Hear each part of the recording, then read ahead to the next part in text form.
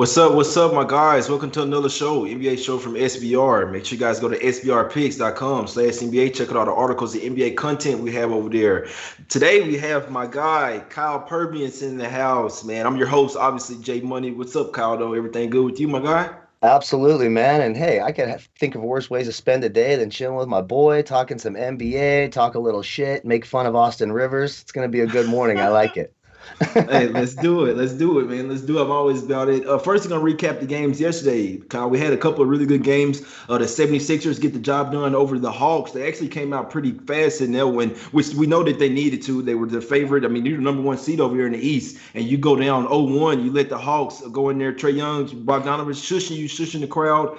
It's pretty tough. They came out 33-20, guns blazing. Didn't cover the first half, though. That was tough for first half backers. The Sixers couldn't get anything from their bench in the first half, but then went carried on to smack them full game, 118-102. What you think about that game, Kyle? Yeah, about what I expected. I took the Sixers full game. I did get burned by an Embiid assist prop. He had two assists. I needed over 2.5. He had two with like 9 minutes left in the second quarter and didn't get another damn assist the rest of the game.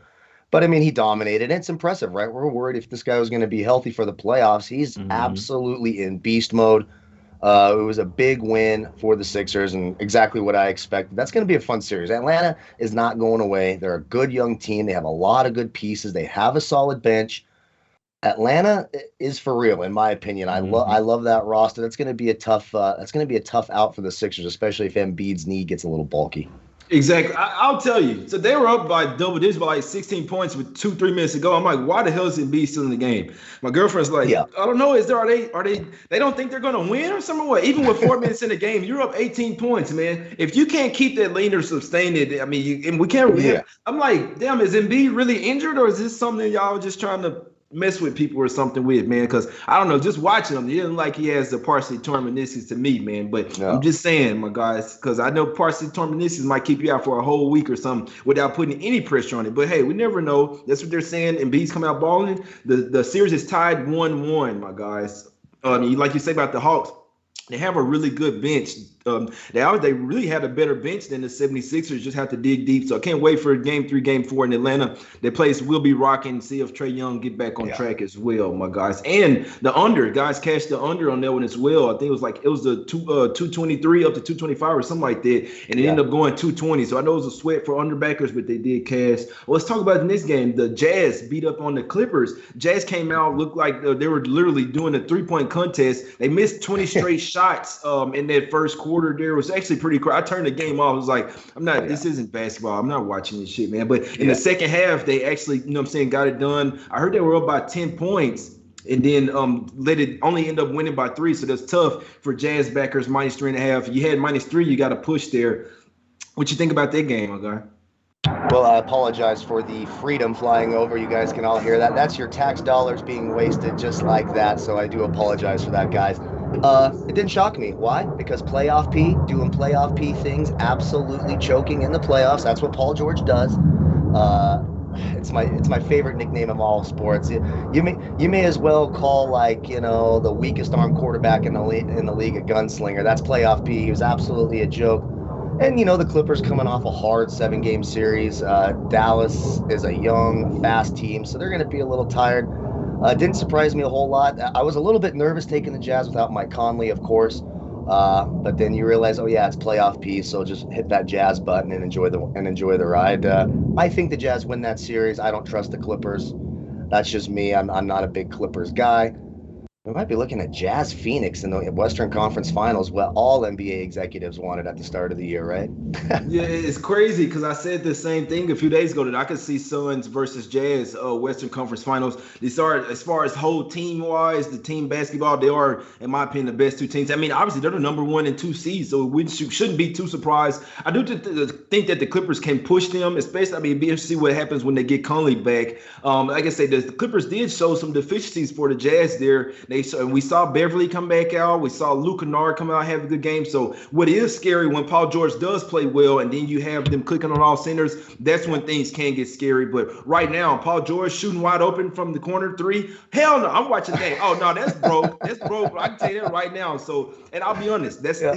Maybe Paul George starting to get a little too old, or he's just not really in rhythm right now. I don't know what I'm seeing, but yeah, this guy, the Clippers can't be at their peak right now with it being Kawhi. It's supposed to be Kawhi and PG both being their best players, them be the both best defensive players. Right now, it's Kawhi clear cut the best player on the team. Paul George is really out there for defense, to try to get other guys to be a floor spacer, kind of like a Porzingis or something, man. But Yeah. I'm not sure what's going on with Paul George right now. He does not look right. He's not making wide open shots, not even trying to get into the basket to get his shot, guys. So it's just what I'm seeing from him. But Clippers actually showed in the first quarter, first half, that if the Jazz aren't hitting the threes, then they can stay in this series. Jazz are starting to hit their threes. Things could get ugly, my guys. So let's recap yesterday. Only one game today, so just trying to stress the show, my guys. One game today, like I say, Nuggets versus the Suns. Suns line opened up at 6. It's down to 5.5. Actually, some 5s at some spots. Part of that could have been that Michael Porter Jr. is listed questionable today with a back issue. He is expected to play, but officially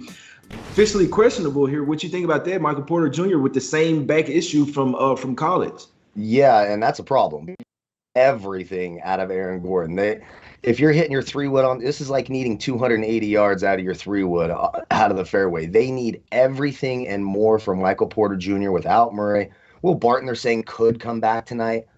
Even if he did, how many minutes is he going to play? How is that going to help? I cannot back a team that starts Austin Rivers at point guard. I just can't do it. When you look at the discrepancy, I never thought I would see him. I thought, okay, he played 40 minutes with the Clippers. That's because Doc didn't want to go home and explain to his wife that they weren't playing the baby boy. Totally get it. I understand. Doc needed to get some, and he did what he had to do. Get your ass in there, Austin. Now he is a 10-day contract guy starting at point guard for you in the Western Conference semifinals. And look, Jokic, he's amazing. He's the MVP. I think he deserved to be the MVP. I like that he won it.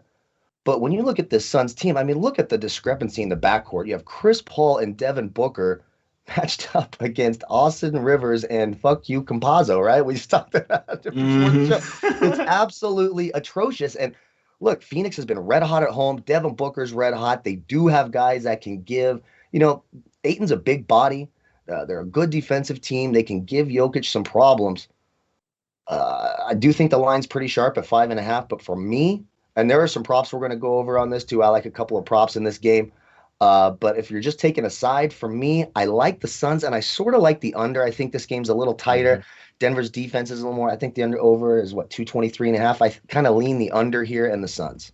Yeah, it's crazy because this is one that I kind of did want to stay away from the side. I lean the Suns as well. I understand why the line's come down. I mean, people are coming in on the Nuggets here. Obviously, after their game one, where they didn't really, I don't think they had 6 free throw attempts as a team. Jokic, their best player, didn't attempt a single free throw. So we could see a more aggressive Jokic here. He did just win the MVP. That's what I lean the under. I have a heavy lean to the under. I think the Nuggets will play a better defensive game because we know the Suns are going to play really good defense, really good team defense. In my opinion, one of the best defensive teams in the league, top 3 for sure. Just talking team defense, they play really good. Even their bench guys play really good defense. It's very hard to score on the Suns. I think the Nuggets found that out. I think we might see a little slower tempo type of game. I think we could also see better defensive effort from the Nuggets as well. They kind of seen what the Suns like to do. They know they're going to have to make some matchup changes here. So I know a few guys for the Nuggets have a good game, but I really think that this will be a slower pace type of game. Heavy lean to the under for me. You got to look at some props in a type game like this, one-off type game as well, Kyle. You liking some prop? You're the prop guy, so what we liking, man? I'm the prop. I don't know how the hell that happened, by the way, but I turned into the prop guy, and it's cool. It's fine. You got to evolve as you get older. You got to be good at something when you're a middle-aged white guy with a gut. You know what I mean? Like you have to be good at something. So, Aaron Gordon over 12.5 minus 135. He has got to be, if Michael Porter Jr. is going to be a little bit limited, Aaron Gordon is so important. He can handle the ball. He can play that point forward spot. Scored 18 in game 1. I think this 12.5 is a little low at minus 135, so I like that quite a bit. It's a steamed up prop, but you're getting Austin Rivers over 1.5 assists at minus 170. I don't typically like to do more than minus 150, obviously, but 1.5 assists for a starting point guard who's got to play 35 minutes. They don't really have anything outside of Morris, Campazzo, and Rivers. I mean, that's your backcourt. He's got to get 2 assists. So I really like that too. And just one more that I'm looking at, Chris Paul, I think is getting disrespected just a little bit. Now his points are at 15.5. In his 3 games against Denver this year, he's averaging just under 18 a game. So that one's live. But when you look at his points, rebounds, and assist prop at minus 114, it's over 29.5. We're talking about a guy that's averaging 12 assists a game against Denver and 6 rebounds. 29.5 seems low. I know he's got that shoulder issue. It seems like it's getting a little bit better. So I would take Chris Paul over 29.5 points, rebounds, and assists as well. Those are probably my 3 favorite tonight.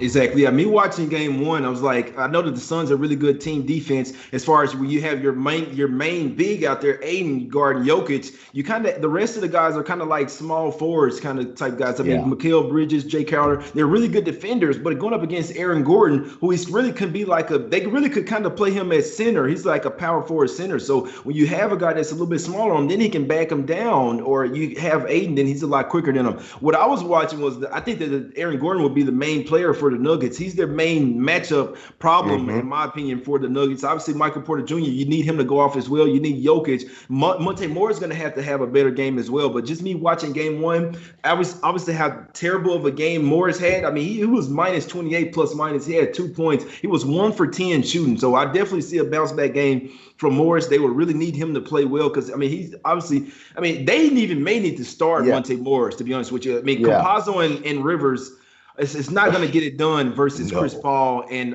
Booker. So these guys need Will Barton back really bad. He is doubtful for today's game. Likely get him back in game 3. He is really close to coming back. But like you say, if you want Barton to come back and really play heavy minutes, you got to hold him out for a little while longer to let him get healthy, or maybe even put him in this game for 5 to 6 minutes just to let him get back into the flow. But they will definitely need him in this series. It's starting to show up that that the Nuggets are missing Murray. They're missing PJ Dozier and Barton as well, guys. So these are 3 of their better defenders. Obviously, Murray is their starting point guard. You know what I'm saying? He goes well with Jokic. But I'd be looking at Morris props in this one. And Aaron Gordon, he had 18 in the last game. I think he could possibly even have a better game. The main thing we saw, Kyle, in the regular season when Murray went down, Aaron Gordon played a huge part in the Nuggets going on that run after Murray got hurt. So I think he's a very important part to this team, and I like that. I like that Aaron Gordon prop over, and I expect Monte Morris to have a vastly better game. He's not going 1 for 10 this one. He knows his team needs him.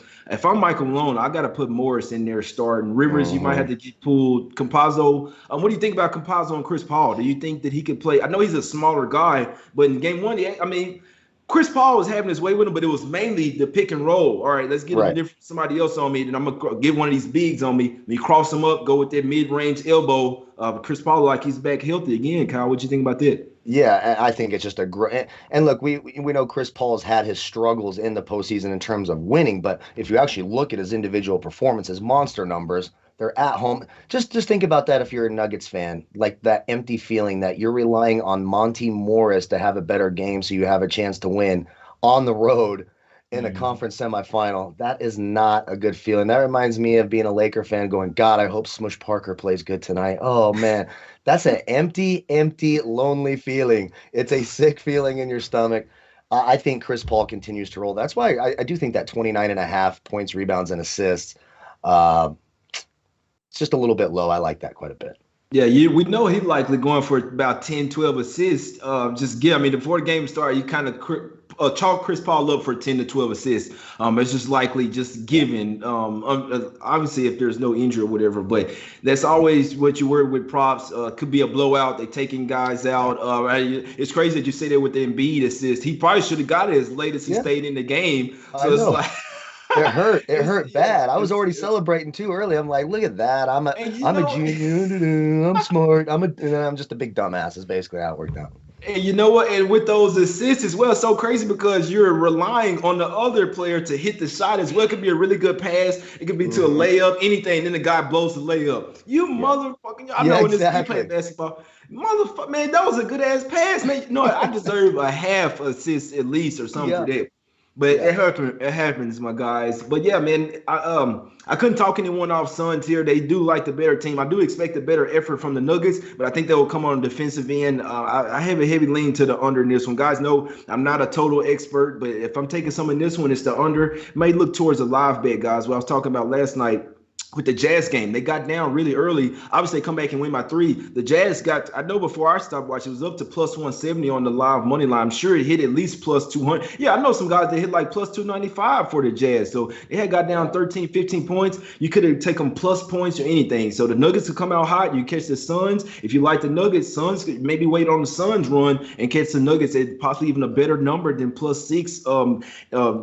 Full game. You see what I'm saying? In-game betting. So can't talk anybody off in-game. Heavy lean the under to me. I like the Gordon over props. I like Morris over props as well. Kyle, what we liking today? Yep, I'll take the Suns. I think they can cover tonight. It is a sharp number. If you want to take the money line that's safer, of course, it's like minus 210, so it's not the juiciest of numbers. But I do like the Suns tonight. Just way too big of an advantage in the backcourt at home. Devin Booker just looks like he's ready to go off every night, and I just don't know that Denver has the firepower to compete with that on the road. I am with you, a heavy lean to the under. I do think we see a more physical defensive effort from Denver. We already know how Phoenix plays. Slower pace type game. Jokic is going to have the ball a lot, sort of creeping up half court. This isn't going to be an up and down type of game, so I do have a heavy lean to the under. And I'm with you. I like that Aaron Gordon prop over 12.5 points. I like that Chris Paul prop over 29.5 points, rebounds, and assists. And if you want another steamed up number, Austin Rivers over 1.5 assists. If your point guard doesn't get 2 assists, you're dead in the water. Those are the 3 plays I like tonight. Exactly. And Rivers is going to have a big game. Like I say, Morris and Gordon, they really will have to have, not Gordon necessarily having a better game, but what I noticed in game 1, he really is kind of sort of a matchup problem for the Suns, especially with them being worried about Porter Jr., worried about Jokic. I think Aaron Gordon is really a sleeper here. I definitely like that, his over prop points for this one. Like Morris to have a lot better game as well. A lot of people don't know Morris is kind of, it's not going to say heart and soul to him. Terrible tomorrow. We're going to rock and roll. Nah, you good, man. You good, my guy. Yeah, nah, that's the show today, though. That's my guy, Kyle Purviance. I'm your host, Jay Money. Please hit the like button, subscribe. Go to sbrpicks.com/NBA. Check out all the articles and NBA content we have over there. Even though Junior and Jordan are not on the show, they do have picks up there on the website, guys. So go check it out. We appreciate everybody for tuning in. We'll be back tomorrow. Gone.